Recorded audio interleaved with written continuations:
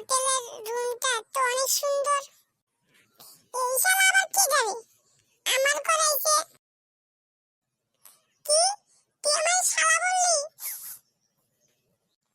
তুই কে রে? আমার মতো জমজ, তুই আমার বন্ধু হবি? হ্যাঁ নিশ্চয় আমি তোর বন্ধু হব। চল এখানে দাঁড়িয়ে থেকে চল বাইরে যাই। হ্যাঁ তুই ঠিকই বলেছিস, চল বাইরে যাই।